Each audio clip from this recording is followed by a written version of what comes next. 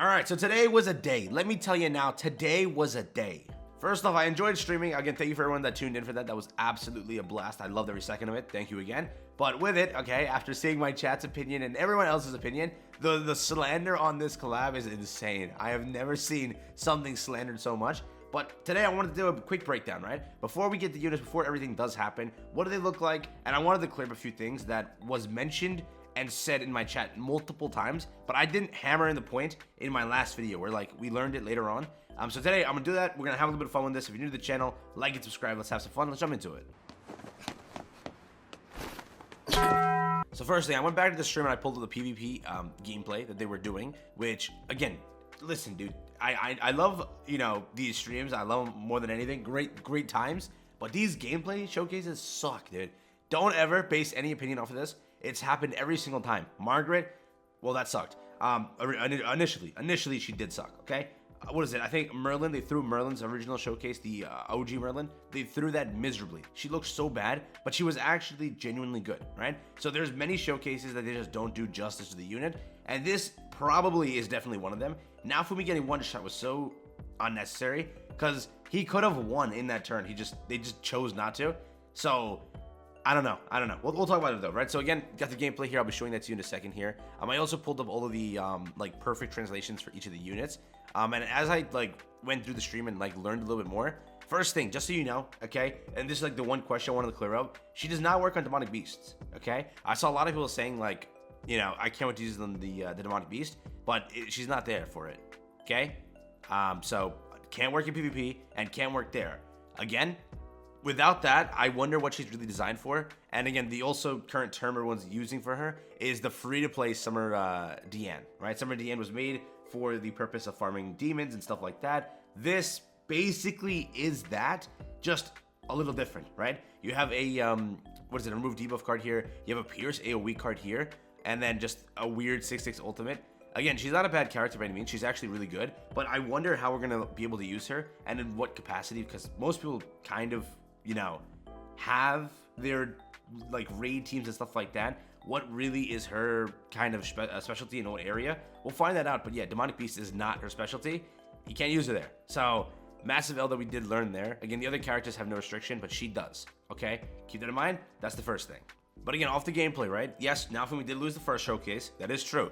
Yes, it happened, but the reason it happened was just a stupid reason. It was stupid in a way, but you know, it is what it is, right? So again, with this units, with this team, or how it's going to work basically is, they're all blue. Mono blue is the entire thing here. It looks like that is moving forward to be the new kind of gimmick, or the same gimmick. We've constantly seen that. You have an old red team, you have an old blue team. It's just how it's become. And then again, like a new 50-50 passive was like introduced, so they're doing like similar things as they work forward to it. It's a blue team, right? This is a green team. It's how it's been. You really don't run a different colored unknown team or unknown team unit on the unknown team. It's just, that's how it is. They're all green, they're all blue, they're all red for Reinhard. So each way, it's like their new method, I guess. I don't know what they're going for. But again, over the showcase and the initial impressions and just reading it, right? It is true that yes, Filo is pretty nuts. She'll probably be like the top contender out of the collab, but it doesn't like discredit Naofumi, okay? They scuffed this showcase. This is a terrible showcase. And the last thing, okay? Why the fudge are you running, what is this? Goddess Elizabeth. Why? There is no need. They could have run like, what is it, Blue King? Like, I swear, when I saw this initially, I was so hurt. I was like, why didn't you just run King?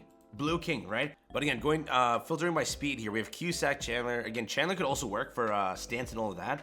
There could be a lot of potential with that too. So that is there. Cusack, we'll see how that goes. We have, what is it, 11? Imagine. Maybe dude, 11 getting a comeback here. The one Escanor also exists. We have Berserker Sarosa. Obviously, it won't check out because his passive requires demons, so that doesn't work. But you can see what it does. With it, it'll just tank him out. see how that goes actually. But moving forward, we have let's see. Again, as mentioned, Fairy King Harlequin. This is gonna be like the best thing. I want to try it out. This will probably be like the #1 unit to use. Ludociel is there. Lilia Desire also. This could be pretty damn good to run on the team also. Wow. So yeah, there's some good units, right? There are some good blue units that will stack out this team. And again, in the future, as we get more blue units, this will probably get better and better. If you look at it, each team just has a specific thing. Again, human team, you get a human, that team's buffed. Demon team, you get something good in the demon format that's buffed. Here, anything blue. So it opens up the range a little bit more than just, you know, human, demon, whatever. Which, again, any blue unit that drops in the future can get a buff off of this team. Or rather, buff this team. So there is that. And then again, unknown team already has the buffs, like enough of them. You now have Filo, which is doing really damn good there too. So they did pretty good in kind of ironing out each of the comps. So instead of having like one top tier contender, they all have a chance, right? And again, I also wonder how it's going to go currently for anyone that runs Estarossa, because there is no shot Filo is not one-shotting Estarossa off the bat. Like, there is no shot that's not happening. If she goes first, Estarossa is done for. Like, there is no chance there's any sort of surviving.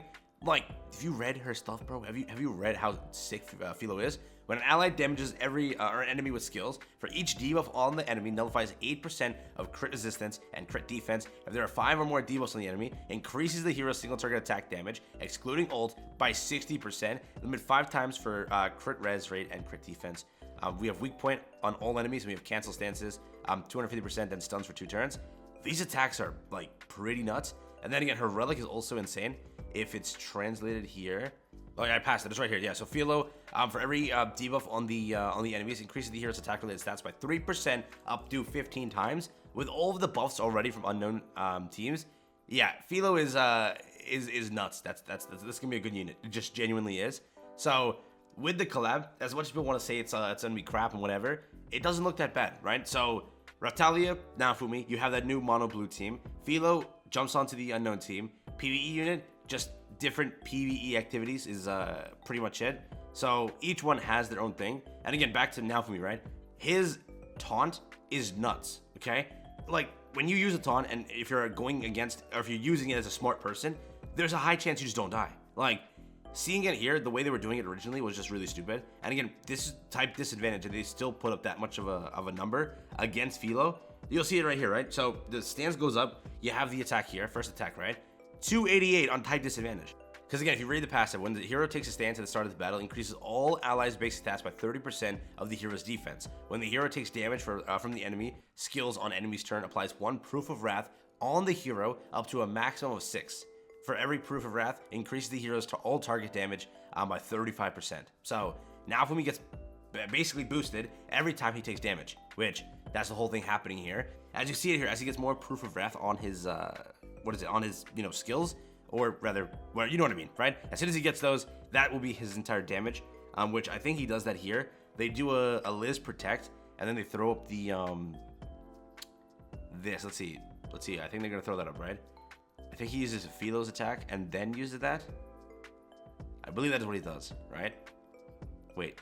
Come on, you got this, bro. You got this. So yeah, the first thing they go for is a protect. They then go for Raphtalia's attack, and then AoE with Naofumi, right? That's 100% gonna kill. Like, they already have a decent amount of stacks.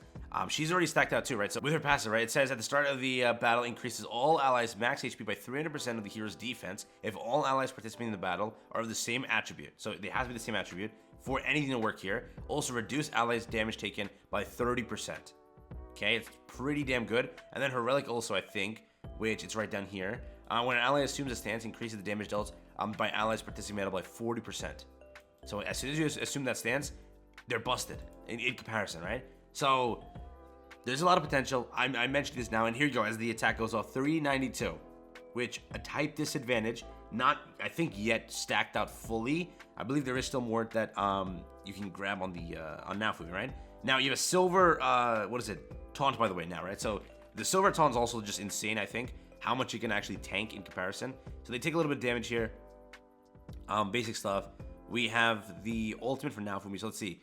They go for, again, they get disabled here, so we don't even get to see that. If they were able to do it, we could have seen something good. So we have this. Let's see. This was Raphtalia's attack here.